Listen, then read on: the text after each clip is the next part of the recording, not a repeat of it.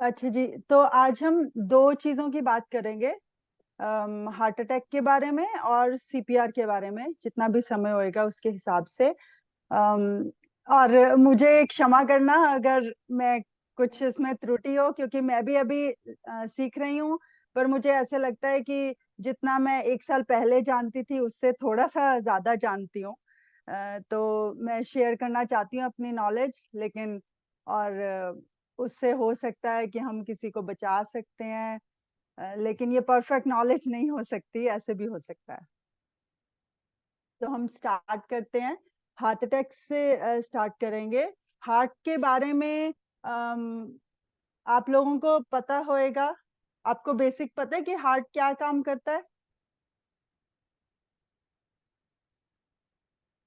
I know mostly पूरी लोग body muted में हैं। ब्लड ब्लड सर्कुलेट ब्लड इसी की सप्लाई वजह का, से होता है। ब्लड एग्जैक्टली सप्लाई का काम। हाँ जी। तो हार्ट के 4 चैम्बर्स होते हैं, और वो हार्ट पंप कर करके पूरे शरीर में हमारे खून पहुंचाता है, राइट? पूरे शरीर में और ब्रेन में भी। ये सारे इंपॉर्टेंट ऑर्गन्स हैं जीवन को अलाइव रखने के लिए, लाइफ रखने के लिए। ब्रेन है, हार्ट है, और रेस्पिरेटरी में लंग्स आ जाता है। ये इंपॉर्टेंट ऑर्गन्स हैं, इसके बिना हम मर जाएंगे, राइट? तो हार्ट बहुत इंपॉर्टेंट ऑर्गन है, जो पूरी लाइफ हमारे धड़कता रहता है, हर मिनट धड़कता रहता है और हमारे शरीर में खून पहुंचाता है। अब हार्ट को भी जिंदा रखने के लिए छोटी छोटी, आपको ये इसमें दिख रही होंगी इस पिक्चर में, ये छोटी छोटी ब्लड वेसल्स होती हैं, छोटी छोटी पाइप्स होती हैं, नलियां होती हैं ब्लड की, जो हार्ट को खून पहुंचाती हैं।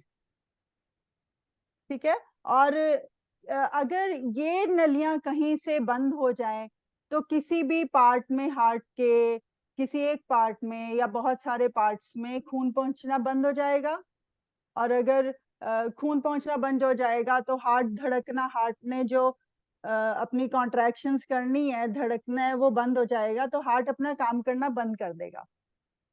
अभी एक अगले पेज में ये आपको दिखा रही हूं मैं कि यहाँ पे एक छोटा सा, यहाँ पे जैसे प्लैक बन जाते हैं मटेरियल। आपने सुना होगा कोलेस्ट्रॉल हाई हो गया, ऐसे करके बातें सुनी होंगी। तो एज्यूम कि कोलेस्ट्रॉल यहाँ पे जम गया, और यहाँ पे प्लैक जो कि मटेरियल जो हमें नहीं चाहिए, जैसे दांतों में कुछ जम जाता है, ऐसे ही यहाँ पे जमना शुरू हो गया प्लैक। और धीरे धीरे जम के एक स्थिति ऐसी आ जाती है कि जो ये खून बह रहा है, और ये खून चलना, इस वेसल में चलना बंद हो जाता है एक पॉइंट पे आगे। या फिर कोई क्लॉट यहाँ पे आके फंस गया, तो उसके कारण भी ब्लड वेसल्स में खून चलना बंद हो जाता है। ये बात समझ में आ रही है मेरी? मैं हाँ ठीक जी, से हाँ बता जी। रही हूँ? हाँ जी, हाँ जी, समझ आ रही है। Continue okay. रखेंगे, बाद में क्वेश्चन ले लेंगे अगर होंगे तो। अच्छा जी।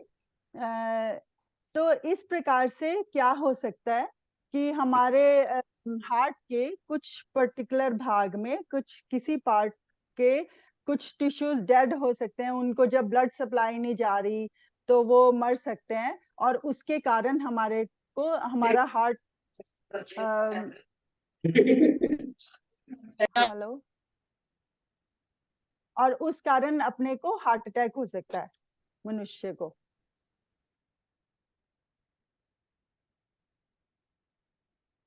और कौन कौन से लोग हैं जो कि हार्ट अटैक होने के रिस्क पे हैं? जैसे किसी लोगों को ऑलरेडी पता हो, उनको कोई हार्ट डिजीज चल रही है, या हार्ट फेलियर हो रहा है उनका, जैसे कंजेस्टिव हार्ट फेलियर करके डिजीज होती है, तो वो लोगों को हार्ट अटैक होने के रिस्क हैं। या किसी को पहले भी हार्ट अटैक आया हो तो उनको भी हार्ट अटैक होने के रिस्क हैं। और बड़ी सारी चीजें हैं, पर अभी हम मेन मेन पॉइंट्स की बात करेंगे। और जब हार्ट अटैक होता है तो उसमें क्या साइंस एंड सिम्टम्स हैं, आप कैसे पता लगा सकते हो? कभी कभी हम सोचते हैं कि ये सब हो रहा है हमारे साथ, मे बी ये नॉर्मली हो रहा है, मे बी मैं थकान महसूस हो रही है, पर वो ऐसे ही हो रही है, हम उसको सीरियसली नहीं लेते। यहाँ पे मैं कुछ बातें करूंगी, कुछ आपको साइंस एंड सिम्टम्स बताऊंगी जो हो सकता है कि हार्ट अटैक हो, तो हमें उसको इग्नोर नहीं करना चाहिए। अगर ऐसे ही गैस बन रही है तो ठीक है, डेफिनेटली आप इग्नोर कर सकते हो। लेकिन अगर हार्ट अटैक हो रहा है और आप हॉस्पिटल पहुंच सकते हो तो आपकी जान बच सकती है या किसी और की जान आप बचा सकते हो। क्या होता है आपके यहाँ पे चेस्ट में आपका हार्ट, अच्छा ये समझना जरूरी है, ये मोस्टली लोगों को वैसे पता ही होएगा कि जो हार्ट की लोकेशन है, हार्ट की लोकेशन ऐसे है, अपने थोड़ा सा जो चेस्ट है, चेस्ट के लेफ्ट साइड पे, ऑलमोस्ट यहाँ पे। मेरी वीडियो दिख रही है? नहीं, अभी देख नहीं पाएंगे, सब लोग स्क्रीन देख रहे हैं। अच्छा, ऑलमोस्ट यहाँ पे चेस्ट पे अगर आप मेरे को देख पा रहे हो तो लेफ्ट साइड पे अपने हार्ट होता है। तो अगर मेरे को लेफ्ट साइड पे जैसे पेन हो रही है, चेस्ट पेन हो रही है और वो लेफ्ट शोल्डर में, इधर आर्म में जा रही है, और कभी कभी जॉ के अंदर भी प्रेशर होता है। कई लोग डिफरेंट तरीके से प्रेजेंट करते हैं। कुछ लोग कहते हैं कि मेरे को प्रेशर हो रहा है, कुछ लोग कहते हैं कि जैसे हाथी मेरे इतना भार हो रहा है जैसे कोई हाथी ने मेरे को प्रेस करा हुआ है, कोई को स्क्वीज होता है, शार्प पेन होती है। तो डिफरेंट लोग डिफरेंट तरीके से पेशेंट्स प्रेजेंट करते हैं। किसी को डिजीनेस हो रही है, फटीग हो, आई मीन थकान महसूस हो रही है, ऐसे होता है। और क्योंकि हार्ट और लंग्स कनेक्टेड है, आपकी सांस कनेक्टेड है, तो आपको शॉर्टनेस ऑफ ब्रेथ भी हो सकती है कि आपको सांस लेने में मुश्किल हो रही है, और हो सकता है सांस एक बार ही आई और थोड़ी देर तक सांस ही नहीं आया, ऐसे भी हो सकता है। और आपको पसीना आ सकता है, मे बी आपके पेट में ही कुछ डिस्कम्फर्ट हो रहा हो, पेट में आपको ऐसे कुछ डिस्कम्फर्ट स्टमक में हो रहा हो, और नौजिया आपको लग सकता है। और आप अगर जो दूसरा इंसान है उसकी पल्स देखोगे, ये पल्स होती है ना, पल्स पता है आपको, सबको कहाँ पे देखते पल्स पता ही होगा। तो जो आपकी पल्स है वो या तो बहुत तेज तेज चल रही है या बहुत धीरे है, मीन्स और इरेगुलर भी हो सकती है, राइट। और जनरली रेसिंग हार्ट, क्योंकि जो हार्ट है वो अपने आप को कोशिश कर रहा है कि मैं चलाऊं उसको, राइट। तो वो जल्दी जल्दी चलने वाला भी हो सकता है। तो जो हार्ट की रिदम है वो आप पल्स में मोस्टली देख सकते हो। एक नॉर्मल इंसान में जैसे हार्ट बीट करता है वो वाली रिदम आप अपनी पल्स में, जैसे यहाँ पे हाथ में लगा के देखते हैं ना, अंगूठे के पास यहाँ पे पल्स पे हाथ लगा के देखते हैं जैसे डॉक्टर चेक करते हैं, तो वो जो है वो तेज तेज चल रही है, ये भी चेक कर सकते हो। किसी के पास ब्लड प्रेशर की मशीन हो तो वो अपना ब्लड प्रेशर भी चेक कर सकता है, या आप पेशेंट की ब्लड प्रेशर चेक कर सकते हो, बहुत ज्यादा बढ़ गया है या बहुत कम हो गया है। रेगुलर में, नॉर्मल में आपको पता होगा कि जो ऊपर वाला है वो 110 से 120 तक, और जो नीचे वाला है वो 80 तक, 80 के आसपास रहना चाहिए। सो जनरली लोग 120 80 ऐसे बताते हैं, राइट। और हो सकता है पेशेंट पीला पड़ रहा हो, पेशेंट को ऐसे घबराहट हो रही हो। तो इस प्रकार के अगर साइंस आप देखते हो तो आप सोच सकते हो, स्पेशली अगर चेस्ट में भी ये साइन हो रहा है, तो आप ये सोच सकते हो कि हो सकता है ये बंदे को हार्ट अटैक तो नहीं आ रहा। तो आपको उस समय क्या करना है, उस समय स्पेशली बहुत इंपॉर्टेंट है। अगर तो इस बंदे को पास्ट हिस्ट्री भी है तो बहुत ही ज्यादा इंपॉर्टेंट बन जाता है कि आप फटाफट उसको या तो हॉस्पिटल लेके जाते हो या फटाफट डॉक्टर को कॉल करते हो। ये आपको करना है कि उसको immediate, it's a medical emergency, और उसको इमीडिएट मेडिकल हेल्प चाहिए, उसको डॉक्टर की हेल्प चाहिए फटाफट। और अगर पेशेंट को ऑलरेडी डायग्नोज हुआ है कि इसको हार्ट अटैक हुआ है या हार्ट अटैक हो सकता है, और अगर डॉक्टर ने बताया हुआ है, हम लोग सोचते हैं ये, जैसे मोस्टली लोग बोलते हैं कि एस्पिरिन खा लो, राइट। जहां तक मुझे नॉलेज है कि एस्प्रिन जो है, aspirin is a blood thinner, वो ब्लड को पतला कर देती है। क्योंकि क्या हो गया है, जो हमारे हार्ट की ब्लड वेसल है उसमें हो सकता है कोई क्लॉट फंस गया है और उसके कारण खून नहीं जा पा रहा। तो अब हमने ब्लड को थिन कर देना है ताकि ब्लड इजीली पास हो। जो थिन चीज होती है, जैसे पानी है, पानी पाइप में से इजीली चला जाएगा, लेकिन शहद है वो इजीली नहीं पास हो पाएगा, राइट। तो इस करके वो हम ब्लड थिनर देते हैं। Aspirin is a blood thinner, लेकिन ब्लड थिनर हर केस में नहीं काम आता। मोस्टली केसेस में काम हो जाता है, पर जरूरी नहीं है कि हर केस में काम आए। ब्लड थिनर आपके खून को ज्यादा पतला भी कर सकता है। तो ये बहुत इंपॉर्टेंट है कि डॉक्टर की सलाह के हिसाब से ही आपने ब्लड थिनर लेना है। मोस्टली जिन लोगों को पहले हार्ट अटैक हुआ होता है, तो उनको सजेस्ट किया जाता है कि आप अपने पास एस्प्रिन रखा करो, या किसी को संभावना हो तो डॉक्टर बताएगा कि आप अपने पास एस्प्रिन रखा करो। 300 मिलीग्राम की च्यूएबल एस्प्रिन देते हैं। तो फिर जैसे ही आपको ये ऐसे सिम्टम्स आए तो फिर आप एस्प्रिन खा सकते हो। नहीं तो नाइट्रोग्लिसरिन का एक स्प्रे होता है, तो वो एवरी 5 मिनट्स वो लेना होता है। पर ये चीजें अगर डॉक्टर ने बताई हो आपको तभी करनी है। अच्छा, इसमें बहुत ज्यादा इम्पोर्टेंट है टाइमलाइन की, क्योंकि जैसे जैसे समय बढ़ता जाता है तो आप मनुष्य को बचाने की संभावना उतनी कम कर रहे हो। अगर आप जल्दी ही उसको हॉस्पिटल पहुंचा देते हो, या अगर किसी पेशेंट को ऑलरेडी रेकमेंडेड है कि वो एस्प्रिन ले सकता है, तो ये सारी चीजें आप अगर आप टाइमली कर लेते हो, with in 1 minute, with in 2 minute, maximum बोलते हैं कि 10 मिनट्स तक फिर भी पॉसिबिलिटी होती है कि आप इंसान को बचा सकते हो। तो आपका टाइम बड़ा क्रिटिक, आपको फटाफट इसके लिए काम करना है। तो इसलिए इम्पोर्टेंट है कि हम इस बारे में अवेयरनेस रखें, खुद भी जानकारी रखें। अगर स्पेशली हमें पता है कि ये बंदा एट रिस्क है, तो हम सोच के रखें कि अगर ऐसा होगा तो हमने क्या करना है। तो मे बी कुछ ड्राई रन ऐसे करते रहें अपने आसपास। अच्छा, जब आप हॉस्पिटल पहुंच जाते हो तो आप क्या क्या एक्सपेक्ट कर सकते हो उसके बारे में मैं बताना चाहूंगी। कि जब आप हॉस्पिटल पहुंचते हो तो डॉक्टर उसको फाइनली डायग्नोज करता है कि ये रियली में हार्ट अटैक है, हार्ट अटैक हो रहा था, अगर हो रहा था तो हार्ट का कितना डैमेज हो चुका है, वो सब करने के लिए वो ईसीजी करता है। आप लोगों को शायद पता ही होगा। तो ईसीजी हमारे हार्ट का रिदम होता है। इस पिक्चर में नॉर्मल रिदम दिखाया गया है, तो वो रिदम अगर नॉर्मल नहीं है, ऐसा नहीं है, कुछ और प्रकार का है, तो वो डॉक्टर डायग्नोज करता है, कार्डियोलॉजिस्ट डायग्नोज करता है कि एग्जैक्टली किस प्रकार का हार्ट की प्रॉब्लम है। और पेशेंट का ब्लड टेस्ट भी कर सकते हैं, और उसमें एक ट्रोपोनिन करके प्रोटीन होता है जो चेक करते हैं कि ब्लड में वो कितना आ रहा है। अगर ट्रोपोनिन का लेवल बढ़ रहा है तो उससे पता चलता है कि हार्ट डैमेज हुआ है, कितना डैमेज हुआ है, और हार्ट अटैक के बारे में जानकारी मिल सकती है।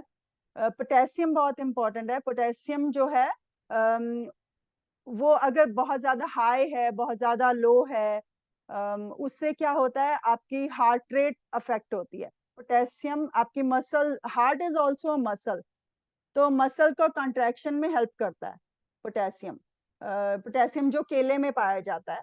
और पोटेशियम की वैल्यू वो चेक कर सकते हैं। ट्रोपोनिन इज वेरी इंपॉर्टेंट दो इन हार्ट अटैक।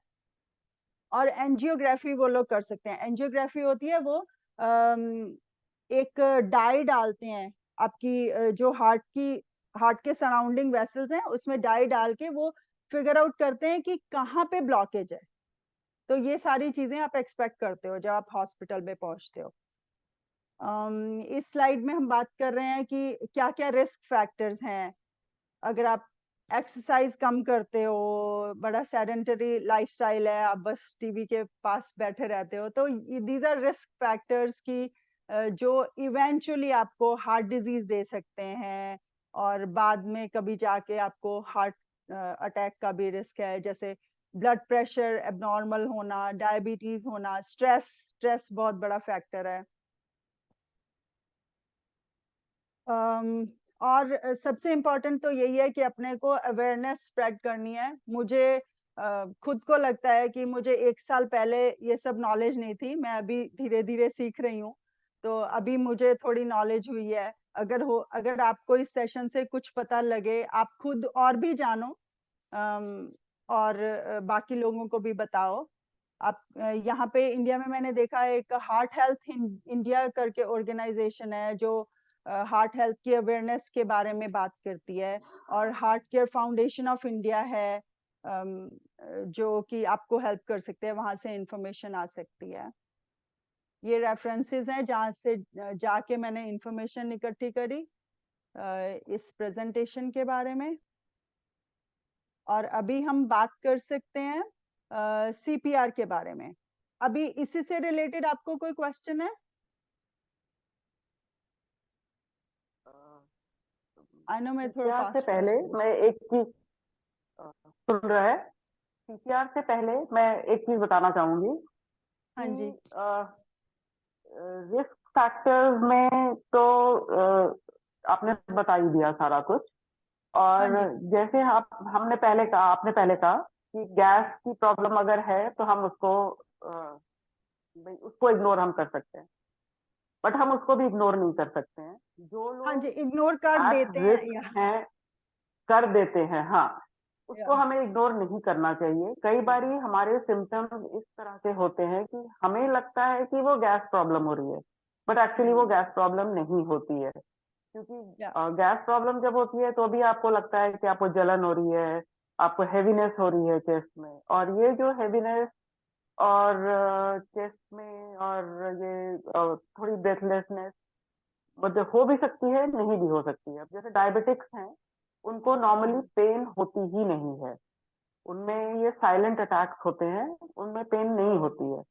तो जी। डायबिटिक्स में सिर्फ उनको लगेगा कि उनके चेस्ट में कुछ हेवीनेस हुई या ब्रेथलेसनेस हुई या उनको कुछ डिस्कम्फर्ट हुआ। At times it is just discomfort, जिसकी वजह से भी, बिकॉज वो हाई रिस्क पेशेंट हैं, तो उनको मतलब उसको इग्नोर नहीं करना चाहिए। They should go in for there, they should consult their consultant, जिसको भी वो कंसल्ट कर रहे हैं, उनसे बात जरूर करनी चाहिए और उसको इग्नोर नहीं करना चाहिए। बस मैंने एक चीज ठीक ये है। ऐड करनी थी। हाँ, हाँ जी। कि डायबिटिक्स में हम ये सोच के चलें कि उनका पेनलेस होता है। पेन हो अच्छा सकती जी। है, ऐसा नहीं कि नहीं हो सकती, बट अच्छा जी। पेनलेस यूजुअली होता है because the nerves are numb. Diabetic neuropathy हो जाती होती है, तो उसकी वजह से पेन कई बार नहीं फील होती है। तो उस कंडीशन में सिर्फ आपको हेवीनेस या ब्रेथलेसनेस या may be just a feeling of discomfort, वो सब कुछ हो सकता है, तो वो इग्नोर नहीं करना है। बाकी तो ठीक। ठीक है। हाँ जी, सही बोल रहे हो। तो ऐसे कुछ भी सिम्टम्स होंगे तो अपने को इग्नोर नहीं करना, अपने को इमीडिएट मेडिकल हेल्प चाहिए, चाहे हॉस्पिटल में अच्छा, जाके एक चीज आप। और, हम्म, हाँ, हमारे पास यहाँ पे नाइट्रोग्लिसरीन स्प्रे यूजुअली शायद मे भी बड़े सिटीज वगैरह में मिलेगा, बट नाइट्रोग्लिसरीन की टैबलेट्स होती हैं जो कि अच्छा। आप जीभ के नीचे इमीडिएटली रख सकते हो। और मतलब पहले तो दूसरे नाम से मिलती थी, अभी वो नहीं मिल रही है। अभी वो सिंपल सॉर्बिट्रेट ही होती है जो कि आप जीभ के नीचे रख सकते हो, और उसका भी इमीडिएट इफेक्ट होता है। जीभ के नीचे से वो इमीडिएटली एब्जॉर्ब हो जाती है, और उसका इमीडिएट एक्शन शुरू हो जाता है, तो वो हम यूज कर सकते हैं। ठीक है।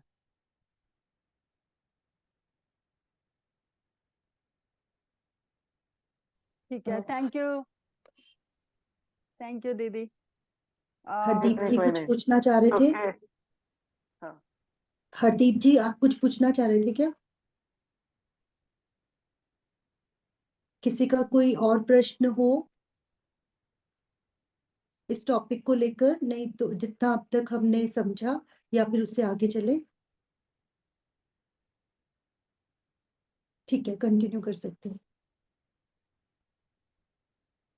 ओके, अभी हम सीपीआर की बात करते हैं। सीपीआर आप लोगों ने अभी तो काफी अवेयरनेस है, तो सीपीआर सुना होगा। चेस्ट कंप्रेशंस देते हैं, उसमें रिससिकेशन है कि आपको जब इंसान लगता है कि वो मर चुका है, लेकिन फिर भी कोई चांस होता है कि वो फाइनली नहीं मरा है, we might still be able to revive that patient. CPR की टेक्निक जानने से पहले हम थोड़ा सा हार्ट और ब्रेन की बात करते हैं। थोड़ी देर पहले हम बात कर रहे थे, जो हार्ट हमारा ऑर्गन है वो ऐसा है जो लगातार हमारी पूरी लाइफ एक एक मिनट धड़क धड़क के सब बॉडी में खून पहुंचाता रहता है। हमारे ब्रेन में भी खून पहुंचाता है। ब्रेन हमारा मास्टर माइंड है जो सब जगह पे सिग्नल्स पहुंचाता है कि किस प्रकार से हर एक ऑर्गन ने कैसे काम करना है। तो वो हार्ट को भी बताता है बीट करने को।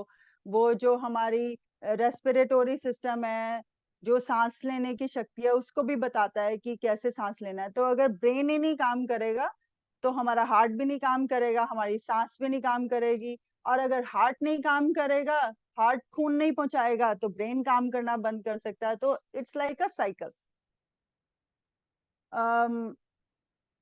इस पिक्चर में दिखाया है कि हार्ट के 4 चैम्बर्स हैं और हार्ट में खून कैसे जाता है।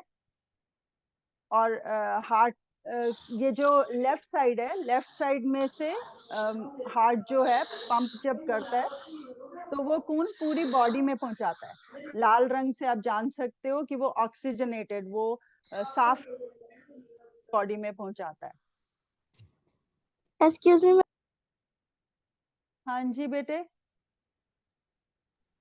मैम, चैम्बर्स क्या होता है? चैम्बर्स पार्ट्स, ओके 2 ऊपर पार्ट्स हैं, 2 नीचे पार्ट्स हैं। Okay ma'am. अच्छा, जब हम क्लिनिकल डेथ की बात करते हैं तो उस समय क्या होता है? उस समय जो ब्रेन है, ब्रेन के पास ब्लड जाना ऑलमोस्ट बंद हो रहा है धीरे धीरे, और मे बी बंद हो चुका है। ओके, जब ब्रेन के पास ब्लड नहीं जा रहा तो ब्रेन भी बंद हो रहा है धीरे धीरे। ये हो रहा है when the clinical death is happening. और क्लिनिकल डेथ में क्या है, आपका हार्ट काम करना बंद कर देता है, आपकी रेस्पिरेशन बंद हो जाती है, सांस इंसान को आनी बंद हो जाती है, पल्स मोस्टली दिखती नहीं है या बहुत बहुत वीक है, या पल्स नहीं आप ले पा रहे। स्पेशली यहाँ तक, क्योंकि हार्ट यहाँ पे है, जो आपके हाथों तक पल्स जाएगी वो थोड़ी थोड़ी लेट पहुंचती है, तो आपको पल्स नहीं पता लग रही है। पल्स भी नहीं है, रेस्पिरेशन नहीं है, सांस नहीं ले रहा इंसान।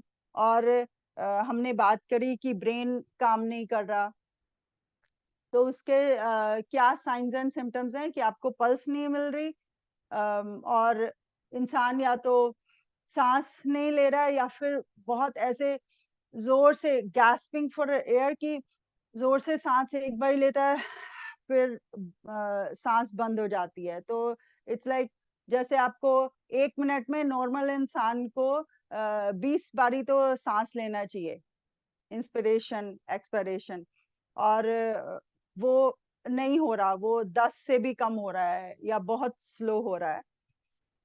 और आप इंसान के पास गए और इंसान कोई रिस्पॉन्ड नहीं कर रहा, तो उस समय आपका इंडिकेशन है कि आप सीपीआर कर सकते हो।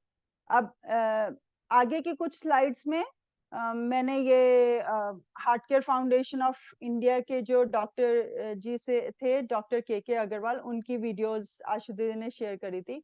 तो उसमें से मैंने कुछ इंफॉर्मेशन निकाली है जिसके बारे में बात कर सकती हूँ, और मैं आपको करके भी दिखा सकती हूँ कि किस प्रकार से हमने सीपीआर करना है।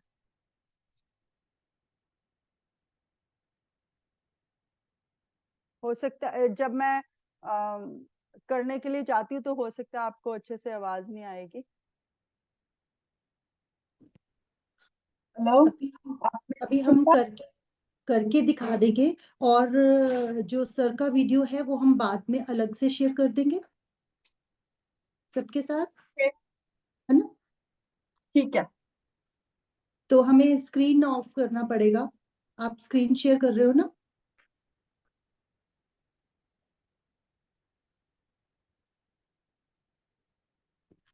हाँ जी।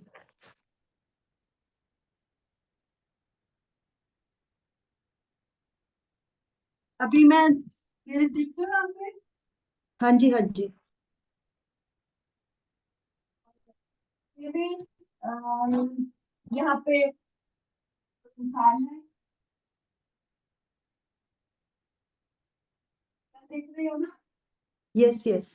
आप उसके बाद जाते हो और आप देखते हो कि अच्छा ये रिस्पॉन्ड नहीं कर रहा है, सिर्फ बेहोश होके पड़ा हुआ है, राइट? और आप उसको उठाने की कोशिश करते हो, नहीं जाग रहा। और आप एक और चीज कर सकते हो, इसको स्टर्नल रब कहते हैं। यहाँ पे जोर जोर से छाती के बीच में ऐसे नकल्स के साथ रब कर सकते हो, और वो उसको कोई फर्क नहीं पड़ रहा, वो जाग नहीं रहा।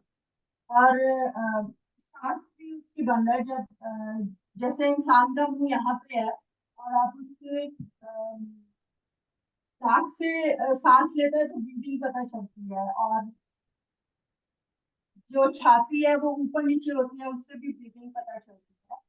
और आप उसकी नाक की आगे कान रख के सुनने की भी कोशिश कर सकते हो, और महसूस भी कर सकते हो। जैसे नाक के पास आप हाथ रख के देखोगे तो आपको मोस्टली पता लग जाएगा कि ये सांस ले रहा है कि नहीं, राइट?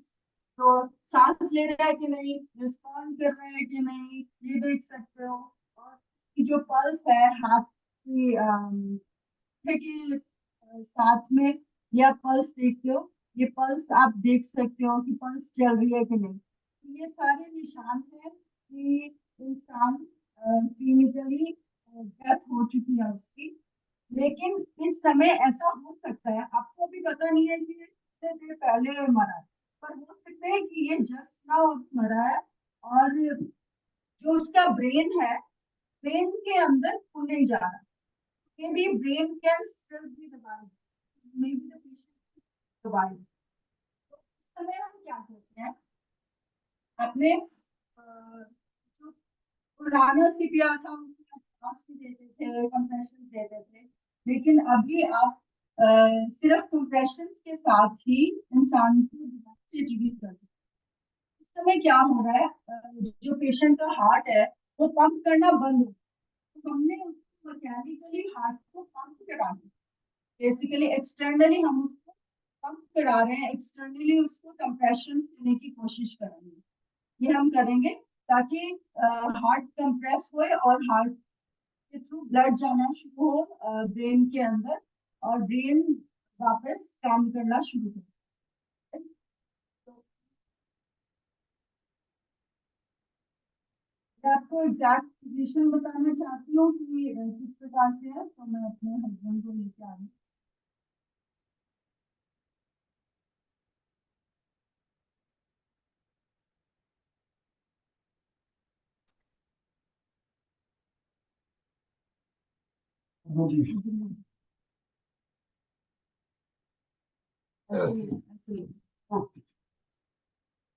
तो तो ये है आर्मपिट है, आर्मपिट से या कच्छ है, कच्छ के अलाउंग आपने यहाँ पे जाके मिडल में, चेस्ट के मिडल में आप अपना हाथ रखोगे, which is almost between the breast, between the two nipples। और यहाँ पे आप अपना हाथ रखोगे। मोस्टली लोगों का जो राइट हैंड है वो डोमिनेंट होता है, वो ज्यादा प्रेस कर पाता है, तो इसलिए मैं भी राइट हैंडेड हूँ। तो मैंने अपना हाथ रखा है, एक हाथ आपने रखा और जो दूसरा हाथ है उससे लॉक कर दिया अच्छे से, ताकि आप अच्छे से बैलेंस कर पाओ, राइट? और आपने अपनी पोजीशन भी, बिकॉज आपने अपनी कमर के भी ध्यान रखना है, तो अपनी पोजीशन मेरी तरह से पोजीशन होनी चाहिए। इस प्रकार से आप हाथ रखोगे और अब आपने ऐसे कंप्रेस करना है कि जिसे हार्ट पंप करना, तो जोर जोर से पंप करना है हमने, इस प्रकार से पंप करना है। जो चेस्ट बोन है, ऊपर चेस्ट बोन है और नीचे जो है आपकी रीढ़ की हड्डी है, इन दोनों के बीच में आपने दबाना और ऑलमोस्ट 1.5 इंच तक दबाना, ताकि बीच में जो हार्ट है वो अच्छे से प्रेशर।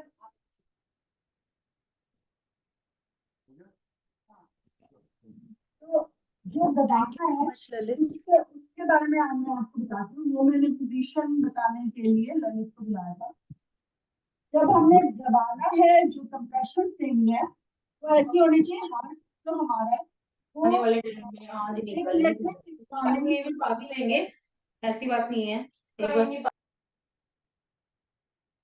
1 मिनट में 60 to 100 टाइम्स नॉर्मल इंसान का हार्ट पंप करता है। और हमने 100 या 120 टाइम्स 1 मिनट ऐसे आपकी कंप्रेशन। तो अभी मैंने ये अपना हाथ रखा हुआ है।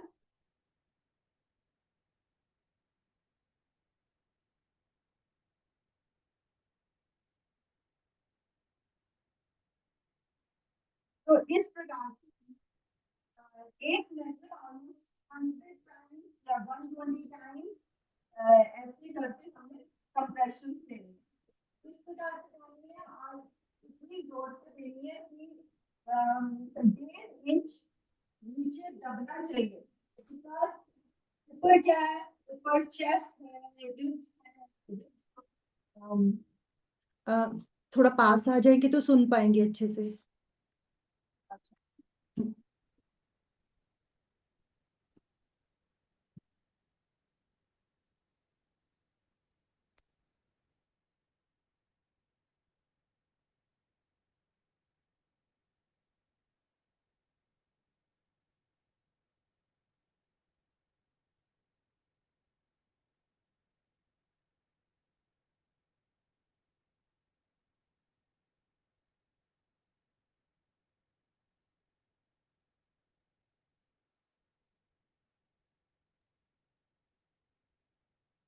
Hello, yes.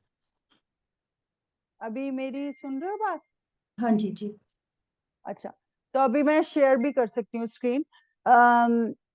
तो जिस प्रकार से हमने बताया कि हमने अपना हाथ almost middle of the chest, पर कभी कभी लोगों का जो बहुत भारी लोग होते हैं तो उनका नहीं पता चलता कि मिडल ऑफ द चेस्ट कहाँ पे है।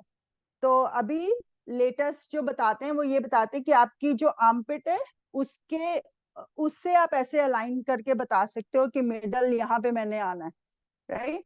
और यहाँ पे आके आपने जोर जोर से दबाना है और इस प्रकार से दबाना है कि जो चेस्ट बोन है, चेस्ट बोन आगे है और पीछे आपकी रीढ़ की हड्डी है, उसके बीच में प्रेस होना चाहिए। बिकॉज जो मिडल में हार्ट है, आप हार्ट को कंप्रेस करने की, एक्सटर्नली उसको प्रेस करने की कोशिश कर रहे हो ताकि वो हार्ट दोबारा से चलना शुरू हो जाए। दैट्स योर गोल, वो आप करना चाह रहे हो। और ये भी बड़ा टाइम सेंसिटिव है, आपको ये जल्दी करना है और ये आपको लगातार करते रहना है बिना रुके। और जब आप कर रहे हो आपको साथ में हेल्प भी चाहिए। तो बिकॉज आप ये सब कर तो रहे हो, मे बी आप इतनी देर में थक भी सकते हो। जैसे मैंने तो अभी तक हॉस्पिटल में ही काम करा है और मैंने जो कंप्रेशंस करे हैं वो सिर्फ मैनिकन के ऊपर करे हैं। अभी मैंने रियल इंसान के ऊपर भी कंप्रेशंस नहीं करे, but I have seen it happening, मैंने करते हुए लोगों को देखा है। तो आपको हेल्प भी चाहिए, आपको कंप्रेशन भी करना है, लगातार आपको कंप्रेशंस करते रहने हैं। तो ये सब आपको ध्यान रखना है। एनीवेज, ये heart care foundation of India की तरफ से कुछ इंफॉर्मेशन है जो मैंने यहाँ पे लिखी है कि 10 मिनट के भीतर अगले 10 मिनट तक छाती के बीचों बीच लगातार और असरदार तरीके से 100 प्रति मिनट की गति से छाती को दबाते रहें। तो छाती को आपने दबाना है 100 प्रति मिनट की गति से।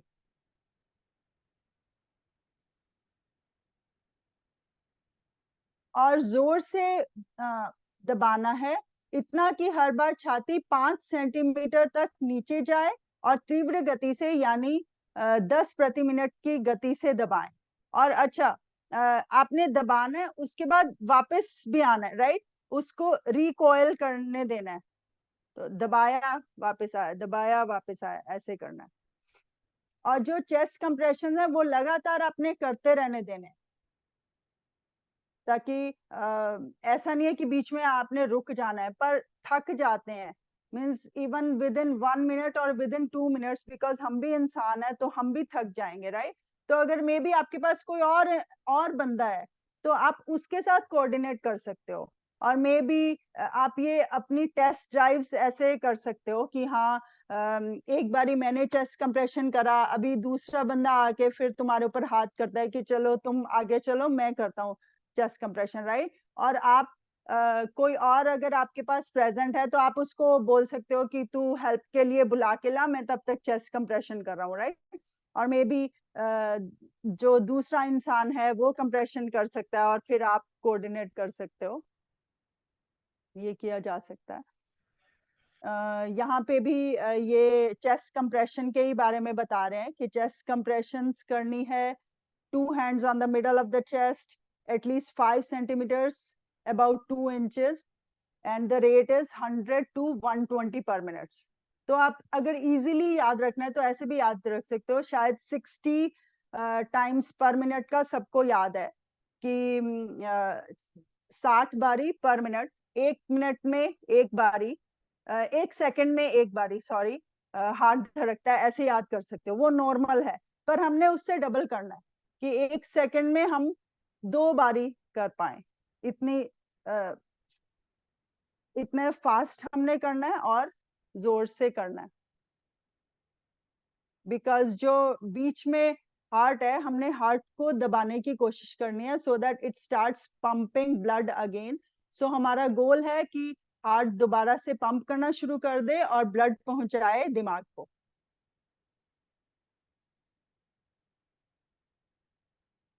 और इससे आप क्या कर सकते हो कि आप विद इन 10 मिनट्स, पूरे मोस्टली चांसेस होते हैं कि 10 मिनट्स के अंदर, और जितना जल्दी करोगे उतने चांसेस आपके ज्यादा होते हैं, जितना लेट करते जाओगे चांसेस कम है, आप लोगों को बचा सकते हो।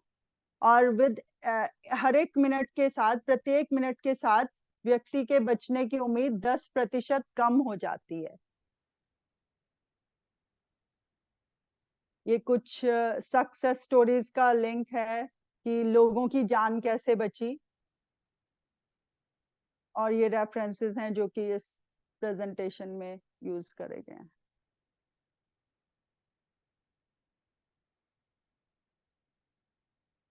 नमस्ते।